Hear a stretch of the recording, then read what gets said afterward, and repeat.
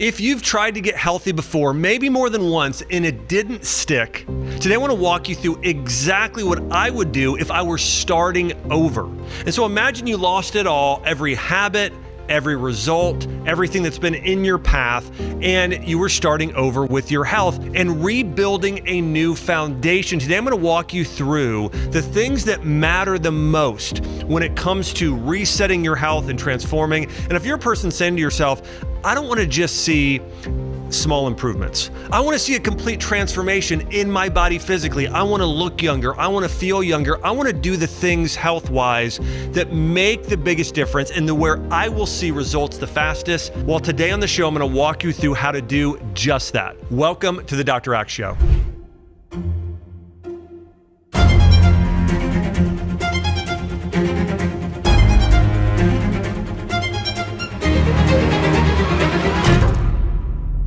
So in this episode, I'm going to walk you through these 7 things that I would do if I had to start my health journey all over. These are the things that make the biggest difference the fastest. That's the whole episode. The 7 things I do first if I had to rebuild my health from zero and in the exact order I do them. So let me start with an idea that sort of reframes everything, and here's what I've discovered.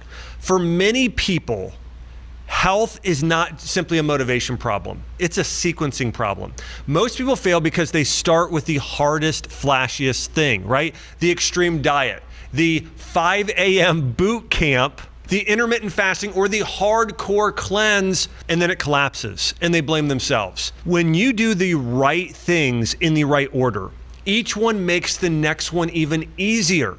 And that's the entire episode in one sentence. So let's start here. Listen to this fact. 12% of American adults are metabolically healthy. And this is most closely tied to insulin resistance. I mean, when you look at the statistics, and I want you to think about that, 88% of people in America today are not metabolically healthy. That means their metabolism is off, their hormones are off, especially insulin, including cortisol. They're aging more quickly, they don't feel well. All of those things are happening to nearly 90% of Americans today. And there was a study done on this. Researchers checked nearly 9,000 Americans on 5 basic metabolic markers, blood markers. Only about 1 in 8 cleared healthy marks on all of them. So if your health has drifted, you're not the exception, you're the rule. And the rule can be broken in this case, okay? So here is the math of ordinary habits. 5 ordinary habits were linked to 12 to 14 extra years of life and a 74% lower risk of dying during the study. And so the 5 things were this that mattered most. Eating real food. Now notice I didn't say you had to be paleo or keto or carnivore or vegan. No. So here's the 5. First one is the people ate real food, not packaged food, real food like apples and steaks. They moved regularly. Again, there wasn't any specific type of exercise. It wasn't CrossFit or marathon running. It was just they moved. They had a healthy weight. They didn't smoke cigarettes. And if they drank alcohol, it was in moderation. So there was no biohacking, there was no supplements or anything like that. Okay, so here's what the basics are worth. And let's look at this list one more time. Again, there is nothing that required a gym membership or a prescription or taking the newest fad supplement. It was all about building a healthy foundation. Now, before I dive into the 7 here, do me a big favor, subscribe to the episode. If you're getting value already, hit subscribe. It's free. It takes 2 seconds. It is the single biggest thing that helps this show reach the people who need it, and then you don't miss a thing. Okay, so now let's dive into number 1. So number 1, know your numbers first. Now here's why it's first. You cannot fix what you don't measure, and you will not stay motivated by how you feel. Feelings drift. Numbers move. Watching your labs improve is the most underrated motivation tool in all of health. And I can tell you from taking care of tens of thousands of patients, the thing that seems to move people the most is when you see the actual number, right? If you see that your magnesium levels are half of what they should be, and it's connected to the symptoms of why you're getting migraine headaches or fatigue, Well, okay, that number has to get better. I need to take action. There's a level of proof there. And this is why one of the things I've found over the last 5 years is I have almost all of my patients get some sort of blood work today. Now listen, you don't have to get blood work. You could just look at your symptoms and then maybe put a ranking next to them. You could, you could get Chinese medicine tongue diagnosis, or you could have your body fat measured, right? And that doesn't necessarily take blood work, but starting off with markers and knowing exactly where you are and where you're deficient is so incredibly helpful. Most disease is silent for years before it has symptoms. That's another problem. And so if you're just waiting until you have symptoms, oftentimes there's an issue. I can tell you, I've had so many people, including loved ones and other people I knew, who just waited and waited and waited. They never tested. In fact, sometimes they just said, I'm never going to go to a doctor, which I don't think is the right thing either. Did you know that nearly 50% of people that have heart attacks, that is their first symptom? And many of them will die from that. So you never want to wait until you have symptoms before you know where you're at. Now, here are some of the most important markers according to the studies. Fasting glucose and fasting insulin. So it's in hemoglobin A1C. So it's looking at blood sugar, incredibly important. Triglycerides and HDL cholesterol, or ApoB, right? Looking at those numbers. Looking at high sensitivity C-reactive protein. This is looking at how much inflammation are in your cells and body. Vitamin D, very high up there also, but also magnesium and zinc and iron, critically important, vitamin B12, and have them take your blood pressure and look at your body fat. If you have just those markers alone, you can tell so much about where you're at in terms of your health. And fasting insulin is the one that most doctors skip and the one I would fight for. It often rises 10 years before your other blood sugar markers do. And so if your blood sugar is off, we know insulin's high, your body is aging more quickly. And numerous diseases are linked to imbalanced blood sugar, cancer, diabetes, of course, heart disease, autoimmune disease, almost every condition you can think of. Okay, here's the second thing I would fix. So number one, get a baseline of where you're at with your health. The biggest myth about inflammation and chronic symptoms is that they're all separate issues. In reality, your symptoms behave more like a chain of falling dominoes.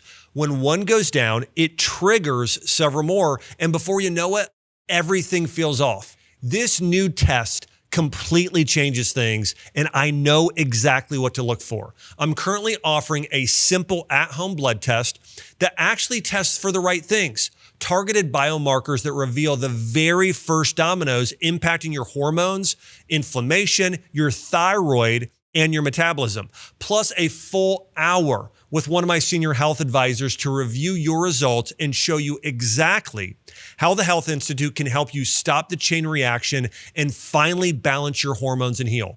If you want to check it out and grab one before they're gone, just go to mybloodwork.com now. Number two, fix your wake up time first, right? Go to bed, wake up, prioritize sleep, but fix your wake up time first. That's the first thing. I would anchor my sleep, okay, backwards from how everyone else tries. Forget forcing an early bedtime, okay? Pick one wake up time and hit it 7 days a week, okay? Then get outside light within the first 30 minutes of waking, okay? Morning light sets your body clock, and your body clock sets your melatonin, and about 15 hours later, sleep starts coming to you. You have to, you stop chasing it. It comes to you naturally. And so pick a time and then get outside to balance those circadian rhythms. And by the way, there is evidence of this according to medical journals that consistency, going to bed consistently at the same time, actually works better than you trying to just get more sleep. The most regular sleepers had a 20 to 48% lower risk of death, and regularity beat duration as a predictor in terms of getting quality sleep. Now, I'm not saying you should try and stay up later. You shouldn't. You should wake up at the same time every morning. And as soon as you're tired at night, you should start going to bed. And at the same time, making sure you're getting at least 8 hours of sleep. Now, here's a study that was published pretty recently. It was done on 60,000 people that wore trackers like Oura Ring and Whoop and these sort of bands that track your sleep. And it had tens of millions of hours of data. The steadiest sleepers won even against long sleepers. So again, going to bed at the same time, waking up at the same time, that was the most important thing in terms of people getting deep, restful sleep that restored and healed their mitochondria. Number 3, here is something I would do. If I were starting over from scratch and said, okay, what are the biggest things that can change your health? Walk after your meals. The great thing about this is it costs you nothing. And you know what? Your great grandmother did it without being told to, a short walk after eating. There's an old Chinese proverb, 100 steps after meals and you'll live to 99. Okay, so 100 steps after meals, you'll live to 99, ancient Chinese proverb. Chinese medicine has prescribed the after dinner walk for centuries. And the old wisdom had the mechanism right. Working muscles pull sugar out of your bloodstream like a sponge, so it lowers your blood sugar. We talked about that marker, probably the most important marker earlier, the fasting glucose, the fasting blood sugar. If you fix that, bring insulin back into balance, now every other hormone in your body comes back into balance with it, typically. So again, walk after your meals. Walk for 10 minutes after breakfast. When you're at work or you're at home after you eat lunch, go for a 20-minute walk. Go for a 15, 20-minute walk in the evening. Try and walk 20 minutes 3 times a day, 1 hour a day. You will not believe what that will do to your health, or even at least just 1 time a day. Now, here's the evidence according to a medical study. 3 15-minute walks after meals matched 1 45-minute walk for a 24-hour blood sugar control. So again, it could be 15 minutes and 45 minutes a day after each, okay? And by the way, the walk that helped the most for blood sugar was the after dinner walk. Now, this is something my family and I like to do sometimes after dinner. Now, we don't do it all of the time, but we oftentimes do this. We'll sort of get out and with Chelsea and I, we always walk. Actually, on occasion, maybe once a week, we'll go out, and depending on the time of year, we'll go out and ride our bikes. But the girls will sometimes walk, sometimes they'll be on scooters, sometimes they'll be on bikes, but we love the after-dinner walk. And again, studies prove this. There it is, the great-grandmother habit that matched the workout, right? So here's the thing. A lot of times we think to ourselves, I got to go to the gym, and I got to pump iron, I've got to go and do hours of cardio. And what studies show, listen, and by the way, that's great, by the way. And I will talk about weight training because that is incredibly important. But if you're just getting started and you want to know what is foundational for health, walking 45 minutes a day will make a massive difference in your health. All right, the number 4 component that will make a major difference in your health and help you build a steady foundation is lifting weights or doing any type of resistance training. Strength training twice a week. And if you're over 40, nothing on this list pays you back more per minute, okay? Of all the things I talked about, if you're over 40, this one makes the biggest difference in your health. And here's the reality. After 30 years of age, you lose muscle every year you don't fight for it. And muscle is your metabolic engine, your blood sugar sponge, and your independence at 80. You don't need an hour a day. You need 2 sessions a week where the last few reps generally feel hard, okay? Body weight counts, bands count, a backpack full of books, or, doing, rucking counts, but weights, okay? And ideally, and you can do machines, you can do dumbbells, but move something to support the growth of muscle at least 2 days a week. So if you're saying, hey, where do I get started? If you can walk 45 minutes a day and if you can lift 2 days a week, it will make a major difference. You could pair that like push or pull days. It could be a lower body day and upper body day, but do some form of resistance training. And listen to this study around it. 30 to 60 weekly minutes of strength training were linked to a 10 to 20% lower risk of death. So again, incorporate weight training. Okay, next, number 5. Crowd out, don't cut out. When I opened up my clinic in Nashville, Tennessee, this was back like late 2007, okay, almost 20 years now. One of the biggest things that I learned in working with patients very, very early on was if I would tell them, you can't have this, and I didn't give them a replacement or a swap, it became very stressful and they failed more often. Versus if I went to my patients and I laid out for them and I said, eat this, not that. Hey, you're doing white flour? Let's switch over to oat flour and almond flour. Hey, let's switch from the canola oil over to the extra virgin olive oil. When I would give them the replacements and the swaps, it became so much easier. I said, you can still eat chicken parmesan. You can still have chocolate cake. let's just buy this brand, use these different ingredients, and it's going to taste a little different, but I promise you, after a few months of doing this, you will probably like it just as much as you did before. Sometimes it tastes better because you're using fresher, more real ingredients. But I also guarantee you this, you'll be incredibly healthier for it. And because of this, in my practice, I saw people reversing autoimmune disease, reversing hypothyroidism, just healing in a dramatic way and being able to do it for their lifetime and not crashing and burning and fizzling out because, they weren't coming into me and I wasn't saying, I need you to go on a keto diet for the rest of your life. Instead, it was, hey, let's just make these simple swaps. So this is all about food. It is addition with no subtraction. No banned food lists, no Monday cleanse, one rule at every meal, okay? It would typically be this. I would say, I want you to increase protein and fiber, and I want you to try and eat a lot of meat, fruits, and vegetables. That was it. And the results were incredible. So again, you want to focus on building a healthy plate, high protein, and then get those plants, right? Get the the filet of salmon, the grass-fed burger, the chicken breast, and then let's do some veggies, let's do some berries, let's do some sweet potato, let's do some avocado, and let's see what happens. You know what happened? People lost weight, they reversed disease, they felt great, all of those things happened, and it's going to be the same for you. Don't chase these fad diets. Instead, build a steady foundation with eating real food and making good swaps. The number 6 way that I encourage you to build a healthy foundation, if you're starting over and saying, okay, I just want to see big results, is focus on improving your gut and digestive health. Your gut health is tied to your brain health, your skin health, your heart health, the health of every organ, cell, and tissue in your body. And one of the areas of your health that's of course critically important as well is your immune system. And around 70 to 80% of your immune system lives in your gut. So if you're going to improve immunity, improve brain health, improve, of course, inflammation, almost all of that starts in the gut. So focus on gut health because it positively impacts every other organ in your body. And so the way you improve gut health is what I talked about earlier. It's getting good things like protein, it's getting fiber. In addition, fermented foods, sauerkraut, kimchi, kefir, coconut yogurt or real yogurt. These foods make a big difference.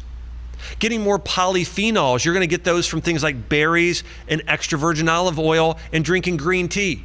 Consider a probiotic supplement, even though first probiotics should come from your food, but getting more fiber and probiotics will make such a big difference in your health across your entire body. There's a medical study that found this. Listen to this. A fermented food diet increased microbiome diversity and lowered 19 inflammatory proteins in 10 weeks. So there was a study and they said, okay, how does consuming fermented foods, probiotic-rich foods, compare to taking a anti-inflammatory supplement, a natural supplement, or even sometimes a drug? And you know what they found? A diet high in fiber and probiotics outperformed supplements head-to-head by a large margin. Listen, I love turmeric and ginger. Those are really foods in a way. They're spices. Those are great. Include those in. But what makes an even bigger difference likely is eating sauerkraut or having some yogurt at home. A major, major difference. It's foundational for your health. And number 7, if I'm saying to myself, I'm starting from scratch, I want to do the things that make the biggest difference in my health, here it is. Guard your peace and build joy. This is the one I've never seen on another list before. When you're starting over, I'd guard peace like my life depended on it. I'd wake up every morning, I'd spend 10 minutes in prayer, reading scripture before I ever picked up my phone. I would have a real Sabbath, one day of complete rest with family and God every weekend. And then I would build community of people I love that are encouragers that brought me peace and joy. So focus on these spiritual practices. We know, according to medical studies, that if you don't have peace and stress is high, cortisol goes up, your body gets in that sympathetic state, it drives disease. Cortisol goes up, well now insulin goes up. Blood sugar, we talked about that being probably the most important marker when it comes to inflammation and aging. And here's a study to prove it. Women attending religious services like church more than weekly had a 33% lower risk of death over 16 years than never attenders, okay? So, and there are a lot of studies on this. And the biggest thing they found in the study it was tied to a greater sense of community, having more hope and purpose in their life, tied to faith-based attendance. So again, having that morning time to build peace, focusing on spiritual growth, having community groups, going to church, these have a profound impact on your overall health. Our new book, Heal Your Cells, is now available for pre-order. And if you've gotten value from this podcast, we would be so grateful for you grabbing your copy directly through our own channels at healyoursellsbook.com. When you pre-order with us, you're also going to get the cellular peptide guide, the cellular supplement guide, the Heal Your Cells Masterclass, and 40 longevity recipes, plus an at-home blood work kit for only $79, our lowest price ever, with a 1-hour consultation. Again, that's healyoursellsbook.com, and that offer won't last long. I want to encourage you to take advantage of the offer because we're only going to do that for the next few days. So remember these 7 things. Know your numbers. Where are you at? Let me ask you this right now. Do you know what your vitamin D levels are? What about magnesium? What about your blood sugar levels? What about your inflammation markers?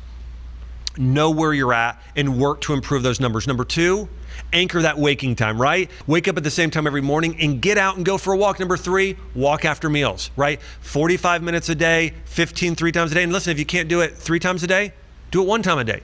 Do your best. Number 2, lift twice a week, right? Resistance training twice a week. Number 5, protein and plants first. Number 6, more fermented foods and fiber. Number 7, guard your peace.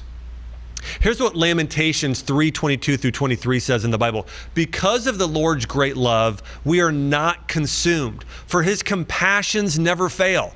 They are new every morning. Great is your faithfulness. So again, it might even be just 2 minutes in the morning, reading something, meditating on for a minute can start to build peace. So here's my encouragement to you this week. Book the blood work and set 1 wake-up time for all 7 days. Walk after your biggest meal at least every day. Get 2 sessions of lifting in. Plant and proteins every single meal. 1 fermented food daily. And 10 minutes of stillness and prayer or reading every morning before you pick up your phone.